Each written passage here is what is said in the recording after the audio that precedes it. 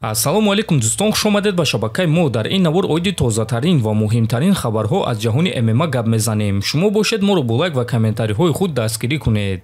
чемпиони пешина UFC Илия Топурия гуфт ки Чарлз Оливераро пас назадааст, балки гапи ростро гуфтааст. биёед суханҳои Топурияро гӯш мекунем.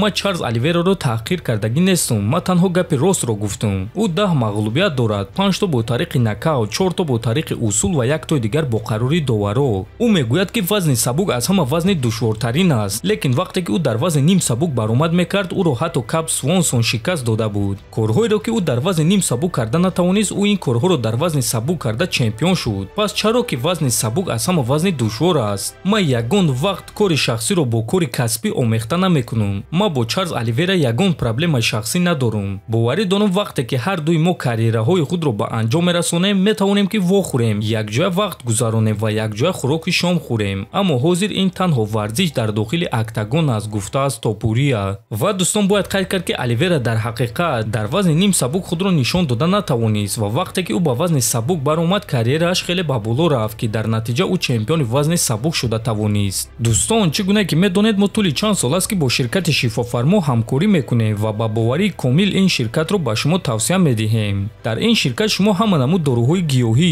духиҳои арабӣ, соатҳои мусалмонӣ, ҷойнамозҳо, шампунҳои гиёҳӣ ва боз бисёр дигар чизҳоро дастрас карда метавонед. ин ширкат дастафка ба тамоми шаҳрҳо доранд, ҳамчунин мошинкаҳо барои риш ва мӯи сар, доруҳо барои фарбе ва харобшавӣ, равғани сиёҳдонаро низ аз ин ширкат дастрас карда метавонед. рақамҳо дар рӯи экран, ҳатман аз номи канали Паҳлавон гап занед. сардори UFC Дана Вайт расман реванш байни чемпион Мераб Двалишвили ва Шон Омелиро эълон кард ва реаксияи Омели чунин буд: ма аз ин муҳориба хеле шодам ва худро беҳтарин ҳис карда истодаам. ма аз соли 2022 дар формаи хуб қарор надоштам. акнун ма дар формаи хуб қарор дорам. ма аз баромади худ дар муҳорибаи гузашта зидди Мераб қаноатмандам, ба назар гирифта ки чӣ гуна худро ҳис мекардам. ма пирӯз нашудам, лекин фикр мекунам ки ҳамон рӯз ман набояд ки пирӯз мешудам, чунки аз ғалаба дар реванш пирӯзии ман боз ҳам гаронтар мешавад. агар ки ман Мерабро дар якум муҳориба шикаст медодам, ҳама ӯро ҷангвари миёна мешумориданд, аммо ӯ маро шикаст дод. баъдан Умар Нурмагомедовро шикаст дод. ма аз Мераб бениҳоят миннатдорам ки ҳамон рӯз маро шикаст дод, чунки ҳамин гуна ӯ маро на танҳо ҷангвари зуртар кард, балки одами хубтар кард, гуфтааст Омели. ва дӯстон, хотиррасон мекунем ки реванш байни Мераб Двалишвили ва Шон Омели рӯзи 8 июн дар турнири UFC 316 баргузор мегардад ва муҳорибаи асосии турнир хоҳад шуд.